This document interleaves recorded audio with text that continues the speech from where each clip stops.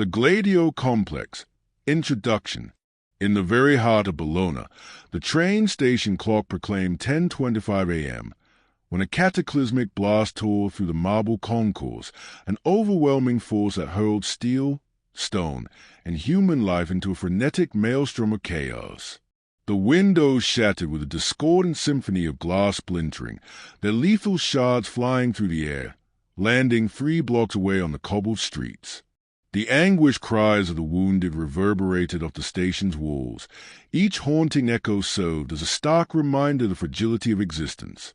As sirens wailed a mournful dirge, they wove through the stunned silence of bystanders, who instinctively understood, in a harrowing instant, that they had borne witness to an atrocity of unprecedented magnitude. In the grim aftermath of this cataclysm, 85 lives were extinguished, hundreds more lay shattered, their bodies marred, their identities forever altered amid the aftermath of horror.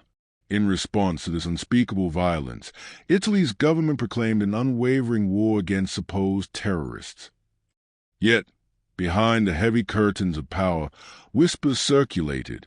A narrative was being crafted long before the last anguished cry faded into the ether. As civil servants meticulously combed through the debris, they dismantled personal belongings, shattered railings, and remnants of a sanctuary, transforming it into a scene of devastation. A select cadre of men lingered in hushed, conspiratorial dialogue. Clad in exquisitely tailored suits and crisply pressed military uniforms, their faces betrayed no sign of shock or sorrow. They wore a mask of chilling calm. These individuals were the clandestine guardians of a sinister truth that eluded a fearful populace. This carnage was no mere eruption of chaos unleashed by faceless terrorists.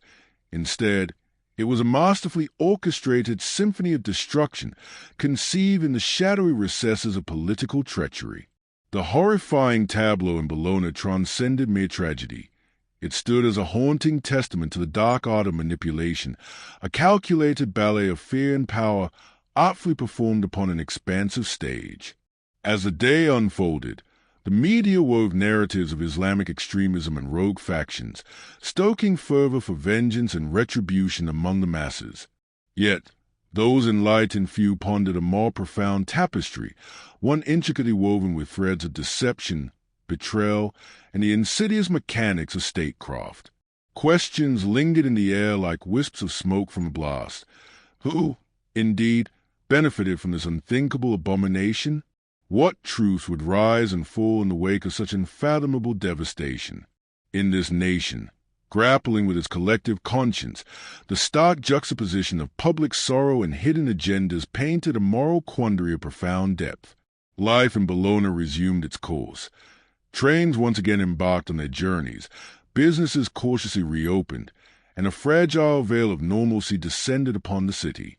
Yet, beneath this delicate facade lay a clandestine world. In this shadowy realm, the architect of chaos prowled, their hands stained not solely with blood but also with the ink of official records and the silence of conspirators. In the end, the truth remained ensconced in a thick fog of political intrigue, biding its time for a brave soul willing to bring it into light and unravel the spiraling threads of a reality both captivating and horrifying. This book is born of a simple, harrowing question. Was the post-war project of Western democracy truly founded on liberty and open government, or did it rest from the outset upon a subterranean architecture of violence, deception, and control? For decades, the public has been offered a reassuring narrative of freedom's triumph over totalitarian darkness. Yet, beneath the surface, a different machinery operated, one that traded transparency for secrecy and justice for expediency.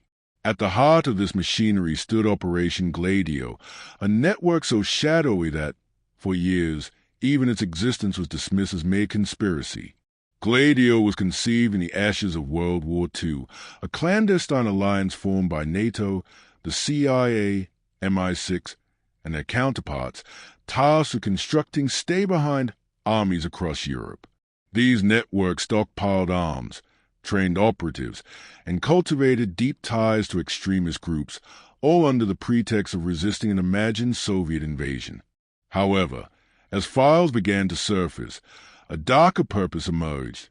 These hidden armies, unaccountable and unrestrained, orchestrated false flag attacks, manipulated political movements, and fomented terror, not to repel an external foe, but to shape the internal balance of power in their favor. My name is Hugh Brent. I have devoted my adult life to navigating the murky intersection where intelligence, organized crime, and statecraft entwine into a single, indelible line.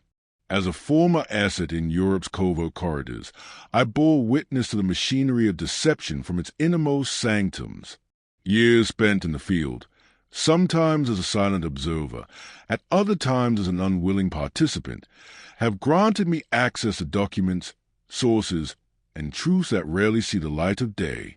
After extricating myself from that shadowy world, I chose to confront its legacy, to piece together the anatomy of Gladio and present you, the reader, with a perspective forged not solely in libraries, but in the very rooms where decisions were made and fate sealed.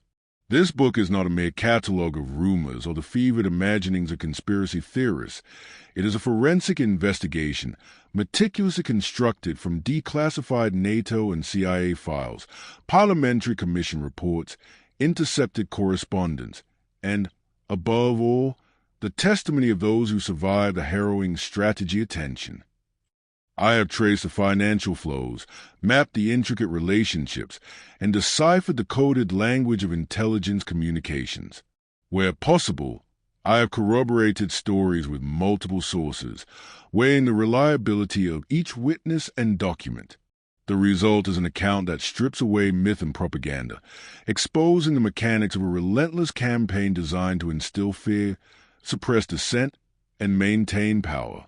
Central to Gladio is the captivating doctrine of manufactured chaos, a concept meticulously crafted in the smoky backrooms of intelligence agencies and crisis committees. This profound doctrine argued that order could not merely be preserved through transparency, but rather through the calculated orchestration of terror itself. Bombings, kidnappings, assassinations, each act intricately staged, each victim chosen for maximum psychological impact.